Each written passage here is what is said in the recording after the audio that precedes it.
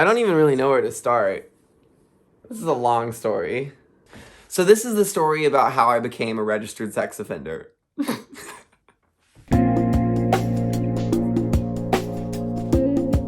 It's like a short, long story. Like, there's a lot to tell, but not that much that I can tell legally. You know what I'm saying? You have to give the people what they want.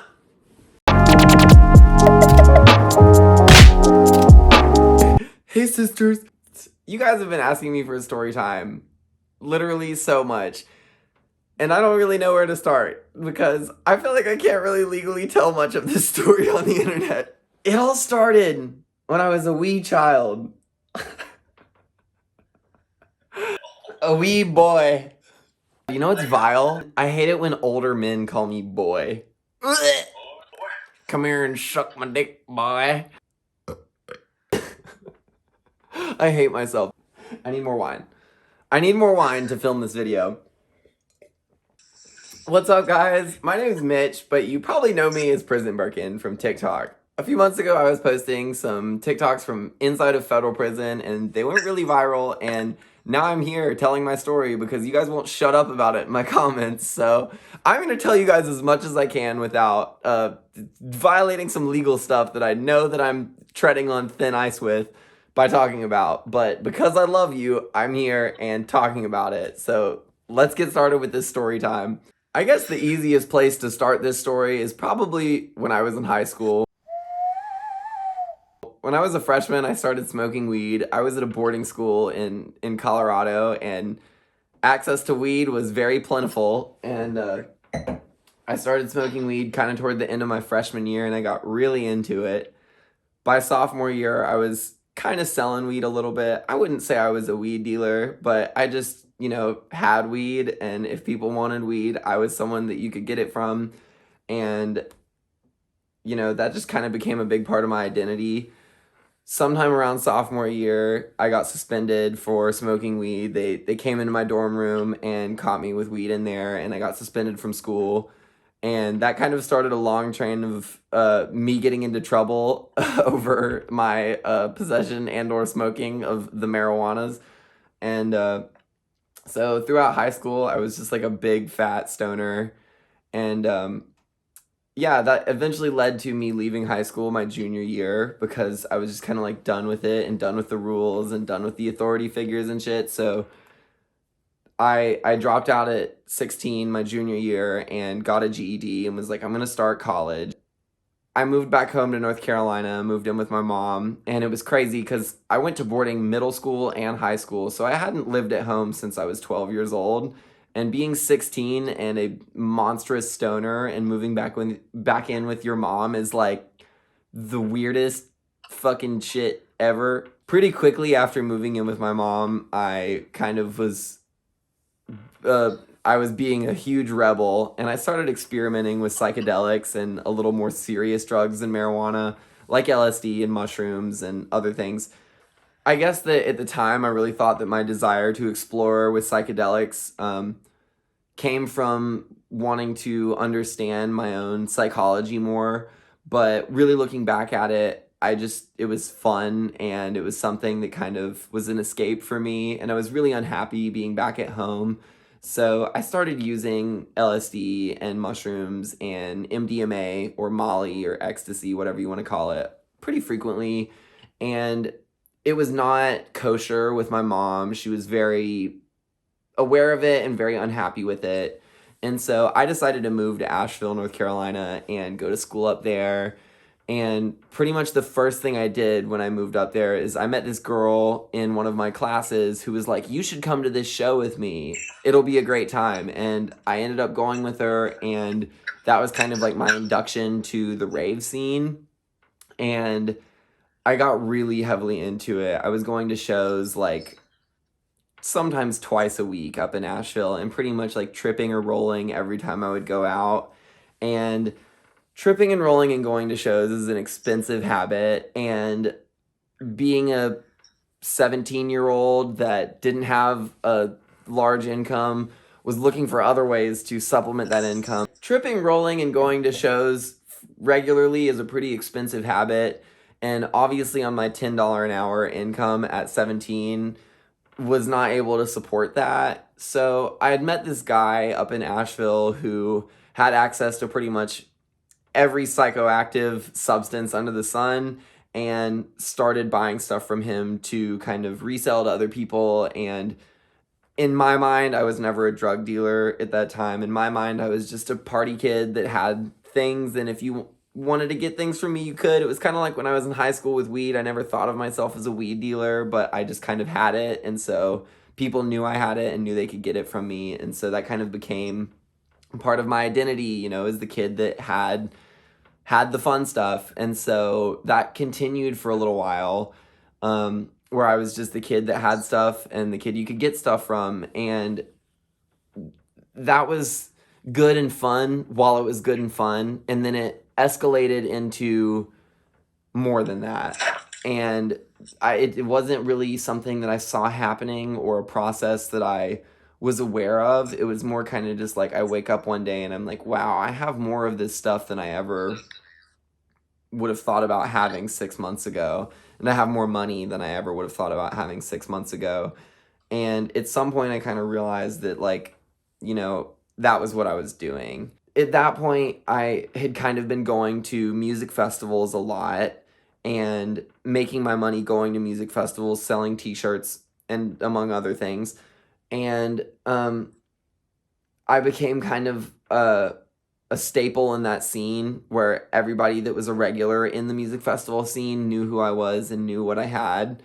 Throughout that time in my life, that was all that I did. That was my identity. I went to music festivals all the time, and I had anything that you wanted to consume at a music festival. So that continued for a while, and at some point when I was about 18 years old, I kind of had this realization that what I was doing was not the life that I wanted to be living. I had a couple close calls with the law and my personal safety. I had been robbed a couple times, and there were a couple times where I came, within the hair of my neck from getting away from the law on some stuff that to this day I look back and I'm like, thank God that that didn't happen. And so I was like, I need to settle down and I need to get my life back into some real adult shit. I need to stop being a party kid. I need to do real things. So I started working for my family. I won't go into detail about what my family does or stuff like that, just because privacy and whatnot. I don't want to like air out their business, but I started working for my family and kind of just put all that stuff behind me. I still went to shows and I still did drugs occasionally, but for the most part, I wasn't involved in illegal activity. I wasn't selling anything, and I felt like that was behind me. But during that time, I had ordered some stuff online from the darknet, specifically ecstasy, and it had like kind of gotten out in the music scene that I knew how to do that, and that I was able to do that with really any quantity that you wanted. And so I met this guy at a music festival, and this was after I had stopped. This is after I had stopped regularly selling or having stuff on me. And I met this guy, and I didn't know him, but I knew tons of his mutual friends, and he knew me. We just knew each other through mutual friends. And I met him at this music festival, and he had a lot of money and was kind of a big shot in our scene as far as like drug dealers go. And he approached me and was like, look, I know you know how to do this, and I would really like it if you would order some MDMA, ecstasy rolls, whatever you want to call it, for me, because whatever, your price is way better than anything I have access to. And at the time, I'm not doing that anymore. And I'm just kind of like, I don't really want to. This isn't like in my best interest for my safety or anything. But, I was a broke 18-year-old and, easily manipulated by money. And he offered me a lot of money to do this thing for him. I acquiesced and I agreed to do it for him. So he came to Asheville about a month after I met him and gave me a large sum of money to order Molly for him on the internet. at which point I then converted the money into Bitcoin and placed the order for him. And I told him, this is a risky process, and the amount that you're asking me to order is way larger than anything I've ever ordered before. So that happened, that transaction happened, and I ordered it for him. And then, the expected delivery time on stuff that you would order from the darknet was about 14 to 21 days. And so I waited about 25 days and didn't hear anything from him. And at this point, I start to get a little bit nervous because I'm thinking he hasn't contacted me and I haven't heard anything about the package that was ordered. So I'm thinking, what's going on? I'm sure that he would have told me, hey, it landed, hey, it's here, or hey, it's not here, and so I don't hear anything from him. And then I'm nervous at this point, so I don't reach out to him because I don't know what he's got going on, and I don't want to incriminate myself with if something went wrong. And so about a month and some change goes by from when I order it for him, and I don't hear anything from it. And at this point, I'm just kind of thinking, like, so he hasn't at this point paid me for my services. And I'm kind of just like, at this point, ready to cut the loss and be like, whatever, it's fine. I don't want any money from him. I just don't want to be involved in this anymore. And then he hits me up. It was about a month and a half after I ordered it for him. And he's like, hey, man, that never showed up. And I'm like, weird. Also weird that you're waiting until now to contact me, but what's up? And he's like, well, it didn't show up, but I lost a lot of money on it not showing up. So I need you to order another one for me.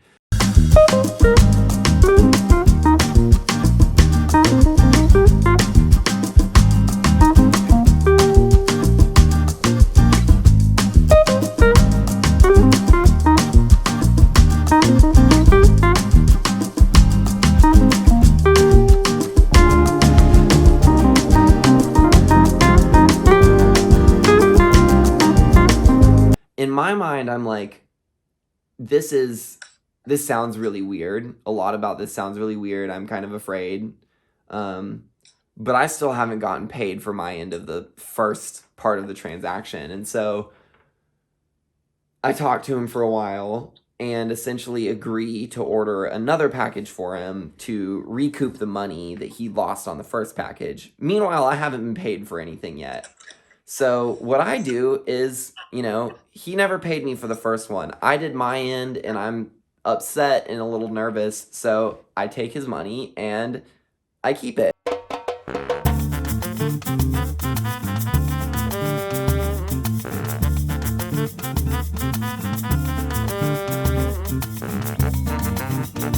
I don't order anything. I pocket it. And was that wrong? Was that right? Was that shady? Whatever. It was what it was. I felt like he owed it to me, and so at that point I pocket the money.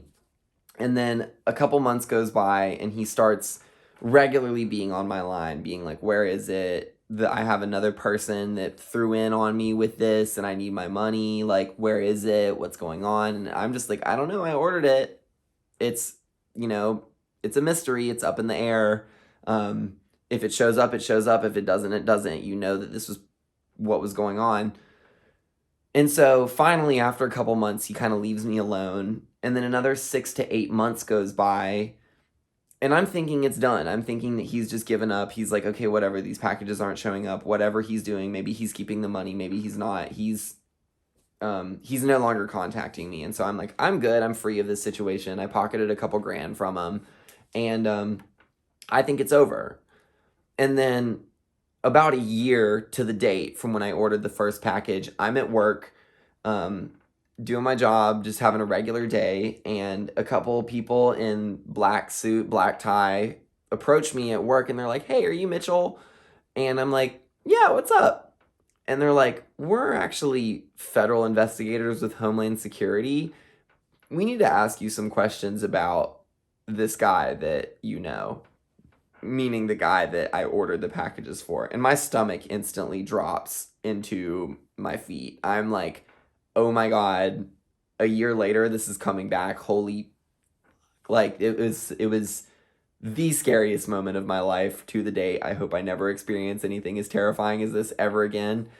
Anyways, so they show up and they're like, we want to ask you some questions about such and such who you ordered this package for. And I'm instantly just like, oh my God, my life is over. What the fuck? So we go out back, me and the federal investigators from Homeland Security, and they're like, so we know that you did this stuff and we would like to know more, and we would really appreciate it if you didn't fuck with us, because we can make your life hell if you fuck with us. So tell us everything. And I'm like, I need an attorney. Like, I'm not just, I don't know what's going on. This is scary. Are you arresting me? And they weren't arresting me. And so I was like, look, I'm going to talk to you guys more after I hire an attorney. Y'all have a great day. Anything else? And they're like, yeah, here's this target letter that we're going to serve you, which essentially a target letter is a paper informing you that you're under investigation by some federal agency, whatever it is. In my case, it was Homeland Security, because the MDMA was ordered from overseas. So they serve me this target letter, and I'm having a full-on mental breakdown. I'm like, oh my God, my life is over. I'm going to prison forever. This is my life as I know it is over. And so I go home, I look at the target letter, I hire an attorney, and the attorney is basically like, well, look, they know what's going on. They know what you did, and they clearly don't have enough evidence to arrest you, or they would have. There's a reason that they're coming to you with this target letter. And so essentially what we kind of put together is that they knew what I did, and they had evidence that I had done it, but not enough to convict me of it. And so they essentially were coming to me and giving me an opportunity to tell on myself and to essentially admit to what I did to save them, the federal investigators, a bunch of money, because it cost them a bunch of money in employee hours and whatnot to research deeply enough to present a solid conviction of a charge. So they served me that target letter because they were thinking, this is this young 20-year-old who doesn't know what he's in. He'll probably admit to everything, and then we can just skip the whole trial and proving him guilty if he just admits that he's guilty. And so my lawyer essentially recommended, look, they know what happened, and it might take them a while, but they will be able to convict you because they know what you did, and you should plead guilty. So in a lot of ways, them approaching me and serving me that target letter instead of going into all of the hassle that would have gone into arresting me off the spot really saved me, because had they done all that, I wouldn't have had the chance to admit to what I did and take a plea bargain, because the plea bargain actually reduced my sentence by a lot. I could have ended up doing as much as like 10 years or more had I not been able to take the plea bargain. So, and essentially what a plea bargain is, for those of you that don't know, is a plea bargain is you plead guilty. You admit that you are guilty for what they're saying that you did. And like I said, it saves them a lot of money because they don't have to investigate you like they would if you didn't take a plea bargain. So by taking a plea bargain, I saved them money and time and effort, and they gave me a smaller sentence. So I told them what I did. I told them everything. I was like, yeah, I ordered this MDMA. This is how much money went into it. This is when I did it. This is et cetera, et cetera, et cetera. And they gave me a smaller sentence for it. So then about a year and a half after the package was initially ordered was when all of this is taking place. And finally, I go to court and they sentence me to 2 years in federal prison. And here we are, so I spent about 6 months in county jail, getting processed and waiting for sentencing and getting transferred into federal prison. And that time in county jail was by far the worst of the time, because there's just nothing to do. You don't go outside at all. You're in a concrete box all day with nothing to do except for talk to your cellie and eat fucking honey buns off commissary. It's terrible.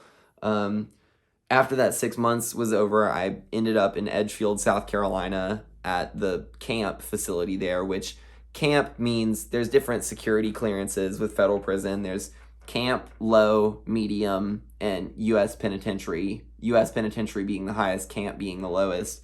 Being in a camp is definitely still prison. There's definitely still a razor wire fence around the whole thing, and you definitely have guards up your ass making sure you're not doing anything all the time. And it's really not fun. It's awful. But as far as security levels go, as far as the level of danger that you're in being there is a lot lower than you would be in if you were at a United States penitentiary. And so I spent about a year and a half at the camp in Edgefield, South Carolina. And so then now we get to TikTok. How did TikTok happen? In minimum security prisons, i.e. federal camps, there's not that much security in the sense of at a United States penitentiary at a max, there's multiple layers of fences and then an entire concrete 30-foot wall in a pentagon shape that the prison is inside of. So for someone to throw a package over the fence into a maximum security prison is next to impossible. The only way that contraband really gets into maximum security prisons is either guards bring it in or inmates that work in the food service delivery are able to get stuff in. But in camps, there's one fence. It's 10 feet tall. People just throw stuff over the fence. And so there was a plethora of contraband there, namely phones, smartphones, mostly cheap phones that you would get at Walmart on some kind of prepaid plan, like LG Phoenix 4s and cheap Samsung Galaxy Go's. And so you could purchase a phone from somebody else in the camp with either postage stamps, which mailing stamps, postage stamps, whatever, are like currency in prison. That's what you use as money amongst other inmates in prison. So you could either purchase a phone with hundreds and hundreds and hundreds of stamps, or by sending them a Cash App. So the way that you would do that is borrow someone else's phone and log into your Cash App and essentially send somebody a Cash App through that. Or call your people on the street and be like, hey, I'm trying to buy a phone, send a Cash App to this address. And then you get a phone. And it's that simple. You get a prepaid plan, and your people on the street will go to the gas station and get an AT&T $60 unlimited talk, text, and data phone card, and then you activate your phone with it, and then you have a phone. And so I had one of those phones, and I got on TikTok around, December of 2019, just kind of watching videos, and it really it was like a savior to me, like having this like entertaining content at my fingertips that was relatable and stuff that was hilarious. It was just like the bright point of my day. It made me feel connected to what was going on in the world. It made me feel like able to be a part of pop culture while also being in this isolated environment that I was stuck in. And it was really like my saving grace in a lot of ways, being able to watch TikToks at night, which, by the way, we were only able to have the phones out from about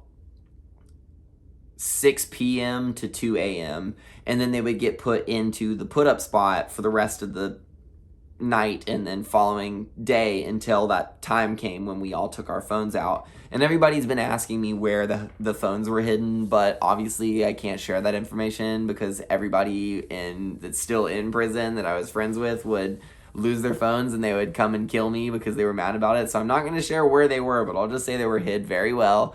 And so around 5 o'clock, we would get our phones out, and a lot of people would spend their time like FaceTiming their family or, playing games or whatever. I spent my time on TikTok. That was where I found my like comfort and my little chunk of freedom. And at some point, I was like, I'm going to make my own videos. Like, I didn't have any followers. I didn't tell anyone I had an account. There was literally no one following me. And I made these stupid videos that I am honest. They're so cringy and terrible. I'm sure you've seen them.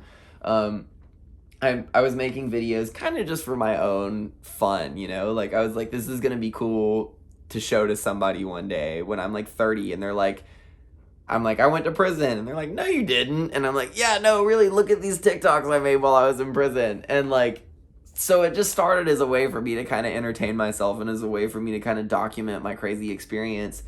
And one night I posted the video it was the my bisexual ass walking into prison video that ended up that's my biggest video at this point so far. And I went to bed and I had 0 followers and 0 views on my video. And I didn't think that I would wake up and have any followers or views on my videos, and I was fine with that. But then the next day around 5 p.m., I get out the phone and I log in and I look at my TikTok and it says 99 plus notifications. And I'm like, huh? I log in and I have like 80,000 followers and like 800,000 views on the video. And it was like simultaneously the most exciting and most scary thing that I've ever experienced. Like, I was like, oh my God, this is crazy. Like, I have like a following on TikTok now, but I'm also like, oh my God, like, what if the guards see that I'm like going to be in solitary confinement? Like, what the fuck?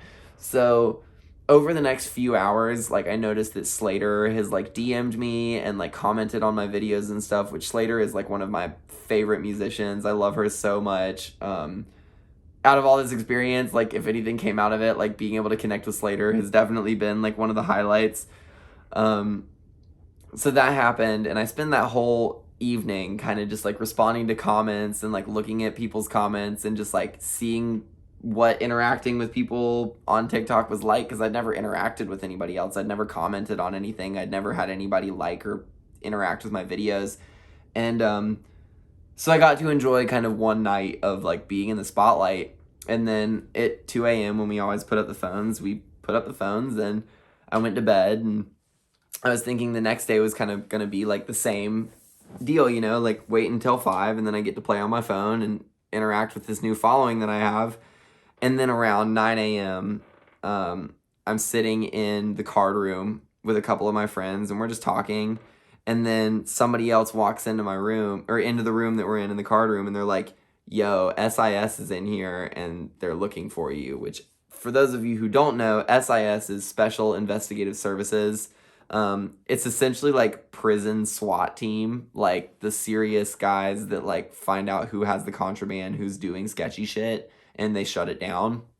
So within 24 hours of my video being posted, someone at the prison was informed that I had been posting on TikTok, which it was either one of my followers or somebody else in the prison that let administration know that I was posting videos to TikTok.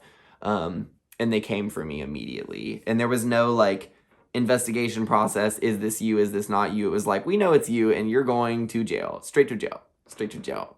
Drive too fast, straight to jail. No, yeah, I went straight to jail. And like jail when you're in prison is like super jail. Like the cell that they took me to in solitary confinement was about the size of a regular queen size bed. But now take a queen size bed and put a bunk bed, a shower, a toilet, a sink, and a desk into it, and 2 guys. So when you say solitary confinement, you're not alone completely, like in solitary confinement. You are with someone else, but it's just you and one other person. You have no other human contact, no interaction. You don't see the sun. There's no windows. It's a concrete room that you're in 24 hours a day, 7 days a week with no breaks. The food they feed you is disgusting. Like, that is an understatement. And they bring you 1 book a week that you get to pick off of a book cart that is mostly populated with paperback fiction, the kind of books that you would find at like a Salvation Army, like terrible romance novels that it's like the 4th book of a 16-part series, but you can only get the 4th one, and the 4th one is terrible and you don't want to read it, but there's nothing else to do, so you read it anyways. But they bring you 1 book a week, and imagine having 24 hours a day, 7 days a week with nothing to do. You finish that book in like half a day. And then the rest of the week, you're just shit out of luck. Like, you just do that. And I was in that for 6 months and change. And it was crazy making. I'm really surprised that I'm like mentally okay after all of that. It definitely showed me how much of a survivor I can be when I need to be. And I'm proud of myself for making it through that and still being true to myself and true to who I am and who I want to be. And I'm here now and I'm home. After 6 months and change, you know, I was released. And here I am. I made it home, and it's been surreal. Like going from having nothing to do 24 hours a day, 7 days a week, to working and living and doing everything and having a social life and having a relationship has been jarring, but in the best way. I'm really fortunate. I have a family that supports me. I was able to come straight home and move back into a real home and have a job lined up for me, um and now I'm working full time and making videos for you guys and posting stuff on TikTok, and it's been totally surreal, and I'm so lucky and so grateful that I'm here where I am today. But I feel like that's pretty much the story. Well, that was pretty much the whole story. I feel like I kind of touched on everything. I didn't go into a lot of detail about specific stuff, and there's going to be a ton more videos to come. So just stay tuned, and I'll talk about everything that you guys want to hear about. If you guys want to leave comments and questions, do it down in the comments, and I will get back to every single question that I can. I want to answer all your guys' questions, and I want you guys to know more about me. So just ask anything that comes to your mind. I won't be offended.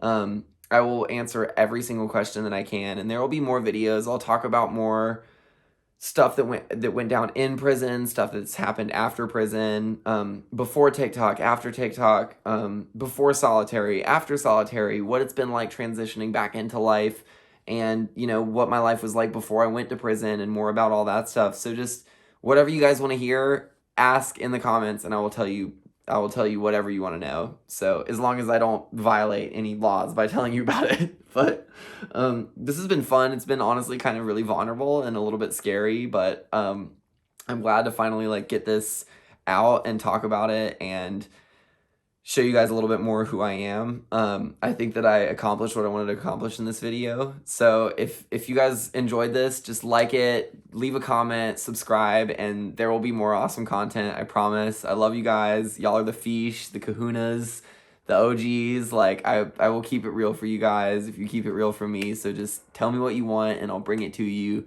I'm Prison Birkin on pretty much everything. I don't have a public Snapchat yet. I'm working on making that happen. Somebody stole my name, so maybe one day I'll be Prison Birkin on Snapchat. But right now, every social media platform, Instagram, Facebook, I'm not Facebook. I don't have Facebook yet either, but Instagram, Twitter, and TikTok, I am at Prison Birkin. So just subscribe to all of my shit, and there will be good content. I'll try to post on TikTok daily, but I work 60 plus hours a week, so I can't always promise that, but I'm going to try to post weekly YouTube videos, and sometimes it'll be more, sometimes it'll be less. I'm just keeping it real with you guys. I'm working on myself right now and working on getting back into reality and the real world. So I had a lot of fun tonight, and I hope that you guys enjoyed it. So just stay tuned, and there will be more. I love you guys. Peace, fish.